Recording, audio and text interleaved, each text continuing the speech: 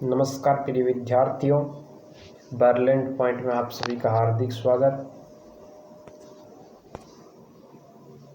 आज हम लोग इस क्लास में कक्षा 12वीं जीव विज्ञान का चैप्टर नंबर 1 आवृतबीजी पादपों में जनन यानी कि रिप्रोडक्शन इन एंजियोस्पर्मिक प्लांट्स का अध्ययन करने जा रहे हैं। जनन क्या होता है? जब कोई जनक अपने ही समान लक्षणों वाली एक नई संतति को उत्पन्न करता है तो उसे जनन कहते हैं। आवृतबीजी पादप क्या होते हैं?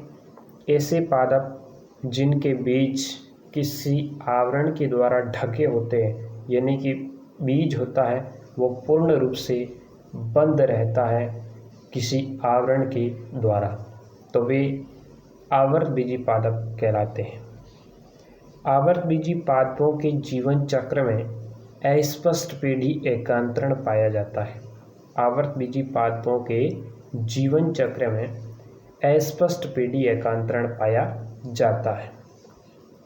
पादप शरीर द्विगुणित बीजाणुद्भिद होता है, यानी कि डायप्लॉइड स्पोरोफाइट होता है, जो दीर्घजीवी यानी कि लंबे समय तक जीने वाला, स्वपोषी यानी कि खुद पोषित यानी कि स्वयं भोजन बनाने वाला स्वपोषी, मूल, स्तंभ और पर्ण। मूल मतलब जड़, स्तंभ यानी कि तना और पर्ण मतलब पत्ती में विभेदित यानी कि जड़, स्तंभ यानी कि तना और पत्ती में बंटा हुआ विभेदित तथा प्रमुख पीढ़ी को दर्शाता है।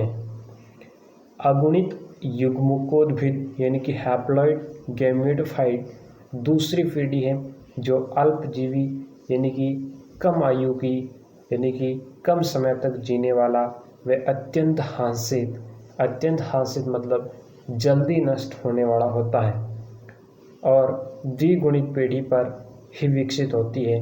कौन? आवृतबीजी पादप का जो जनन की प्रक्रिया है वो द्विगुणित पीढ़ी पर भी विकसित होती है और इसका कोई स्वतंत्र अस्तित्व नहीं होता है। आवृतबीजियों में जनन दो प्रकार से होता है। आवृतबीजियों में जनन कितने प्रकार से होता है? आवृतबीजियों में जनन दो प्रकार से होता है।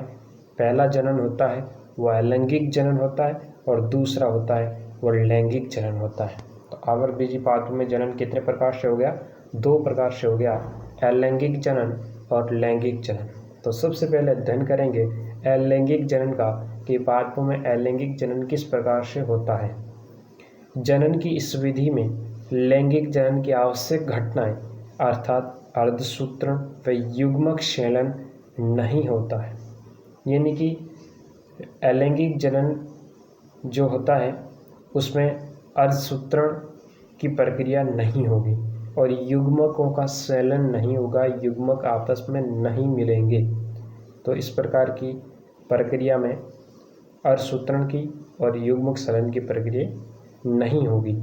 इसी कारण इस प्रकार के जनन को अलैंगिक जनन या फिर असंग जनन यानी कि अपोमेक्सिस के नाम से जाना जाता है।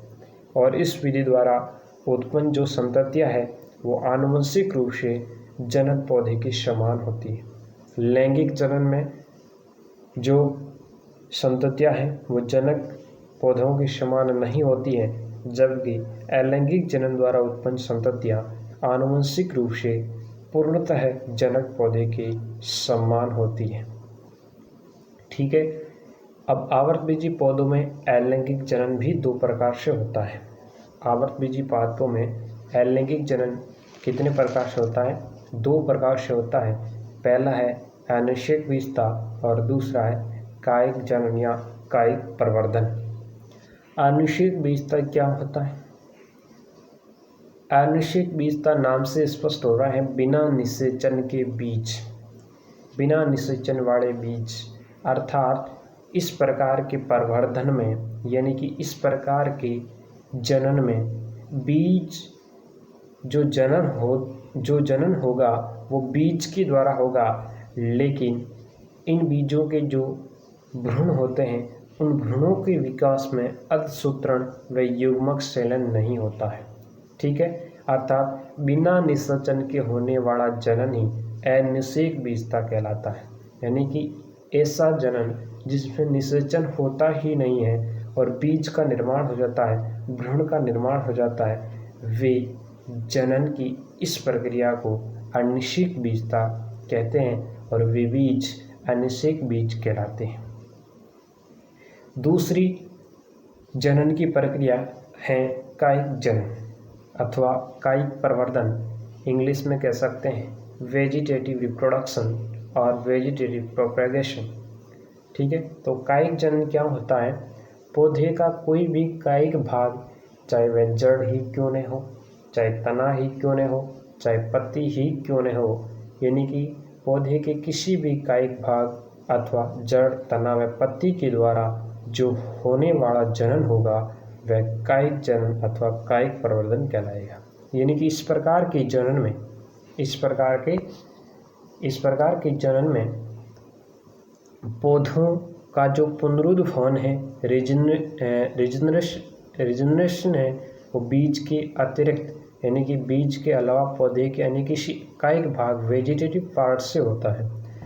कायिक जनन के लिए उपयोग में लिए जाने वाले जो अंग होंगे वो प्रवर्ध कहलाएंगे। कायिक जनन के लिए, किसके लिए? कायिक जनन के लिए उपयोग में आने वाले जितने भी पादप के अंग जैसे जड़, तना व पत्ती, ये क्या कहलाएंगे? प्रवर्ध कहलाएंगे। और कायिक जनन भी दो प्रकार से होता है।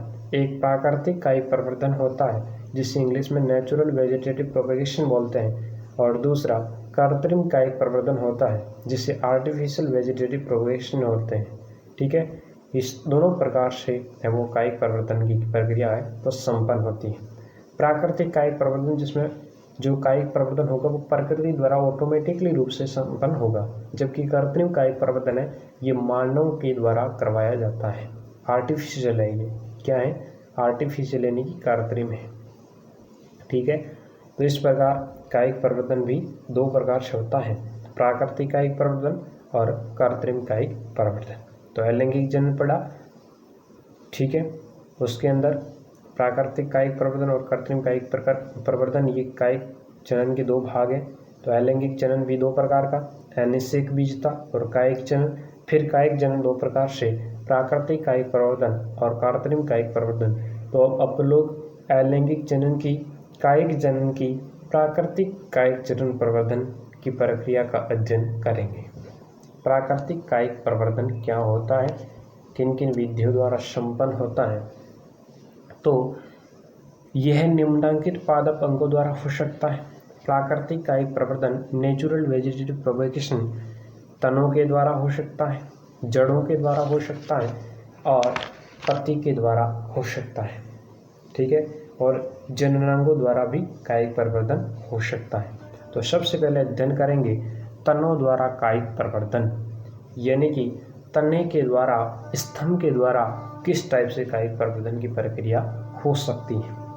तो रूपांतरित तने जैसे प्रकंद, तो प्रकंद के द्वारा किन किन में है वो प्राकृतिक कायिक प्रवर्धन होता है? तो प्रकंद के द्वारा अदरक में होता है, कंद के द्वारा आलू में, सलकंद के द्वारा लहसुन में, घनकंद के द्वारा अरबी में, ऊपरी भूस्तरी घास, अंतः भूस्तरी पुदीना, भूस्तरी उदाहरण है जैसे स्ट्रॉबेरी, ये इन पौधों में वो इस टाइप से प्राकृतिक कायिक प्रवर्धन होगा। जैसे उदाहरण आ जाए कि अदरक में किस प्रकार का प्राकृतिक कायिक प्रवर्धन पाया जाता है? तो प्रकंद। ठीक है, आलू में कंद, ठीक है, लहसुन में सलकंद, अरबी में घनकंद, ठीक है, घास में ऊपरी भूस्तरी और पुदीना में अंतः भूस्तरी और स्ट्रॉबेरी में भूस्तरी। ये इस टाइप से वो प्राकृतिक कायिक प्रवर्धन होता है। किसके द्वारा? तनों के द्वारा, स्तंभ के द्वारा।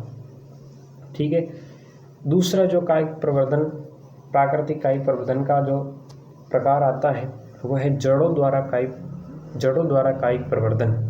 ठीक है, vegetative propagation by roots, root के द्वारा, जड़ के द्वारा, मूल के द्वारा किस टाइप से पौधों में प्राकृतिक कायिक प्रवर्धन हो सकता है। तो कुछ काष्ठीय पौधों की जो जड़ें होती हैं वो प्रवाह को उत्पन्न करती हैं। कुछ ऐसे काष्ठीय पादप होते हैं जिनकी जो मूल होती है, जड़ होती है, वो प्रवाह मतलब जड़ की ऊपरी भाग, जड़ का जो ऊपरी भाग होता है, तना और पत्ती, ये तना और पत्ती वाला जो पूर्ण भाग है वो प्रवाह कहलाता है। तो कुछ काष्ठीय पौधे है वो कुछ जो काष्ठीय पौधों की जो जड़ें होती है वो प्रवाह को उत्पन्न करती हैं, अर्थात तने और पत्तियों को विकसित करती हैं और नए पौधे के रूप में वृद्धि करती है। उदाहरण के लिए जैसे नीम है, चमेली है, शीशम है, इनकी जो जड़ें होती है वो है प्रवाह का निर्माण करती हैं और नए पादप को विकसित करती हैं। कुछ पौधों के अंदर कंदीय मूल होती हैं जो अपस्थानिक कलिकाओं के द्वारा उत्पन्न होती हैं, जो मात्र पादप की समान पौधे उत्पन्न करती हैं, जैसे शकरकंद है, एस्पेरगस, डहेलिया है। ये इनमें जड़ों द्वारा है वो कायिक प्रवर्धन होता है। तीसरा जो हमारा प्रकार आता है वो है पत्तियों द्वारा कायिक प्रवर्धन। पत्तियों द्वारा कायिक प्रवर्धन, तो पत्तियों द्वारा किस टाइप से कायिक प्रवर्धन की प्रक्रिया हो सकती है?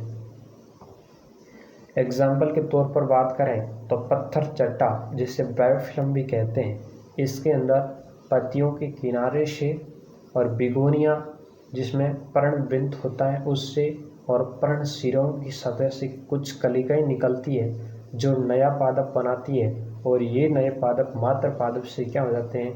मात्र पादप मतलब जो उनके जो जनक पादप हैं जिनसे ये उत्पन्न हुए हैं उनसे पृथक हो जाते हैं, अलग हो जाते हैं और नए पौधे को विकसित कर लेते हैं। इस टाइप से पत्तियों द्वारा कायिक प्रवर्धन की प्रक्रिया होती है। जैसे कि आपको चित्र में पत्ती के किनारे से कुछ कलिकाएं दिख रही हैं जिसे अपस्थानिक कलिकाएं कहते हैं। ये इस टाइप से निकलती हैं और उसके बाद में ये जो अपस्थानिक कलिकाएं हैं इस मात्र पादप से क्या हो जाएगी?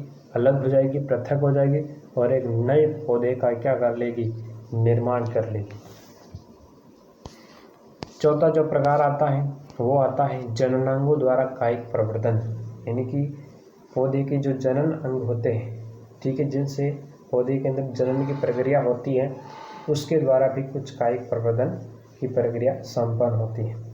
कुछ पादप जैसे कुछ पादपों में क्या होता है, जो पुष्प कलिकाएं होती है उसके स्थान पर बहुकोशिक, यानी बहुकोशिक मतलब बहुत सारी कोशिकाएं युक्त पत्र प्रकलिका बन जाती है, मतलब बल्बिल्स बन जाते हैं और ये भूमि पर गिरने के बाद नव पादप में विकसित हो जाते हैं। जब ये बल्बिल्स हैं वो जब जमीन पर गिर जाते हैं और उससे नए पौधे का निर्माण हो जाता है। एग्जाम्पल के तौर पर जैसे रामबांस हैं, रतालू है, इनके मतलब क्या होते हैं? कुछ बहुकोशिक पत्र प्रक्रियाएं होती हैं, बुलबिल्स बनते हैं और वो जब पृथ्वी पर या जमीन पर गिरते हैं तब नए पादप का निर्माण हो जाता है। इस टाइप से जननांगों द्वारा कायिक प्रवर्धन की प्रक्रिया संपन्न होती है। ठीक है, आज के लिए इतना ही, बाकी कल।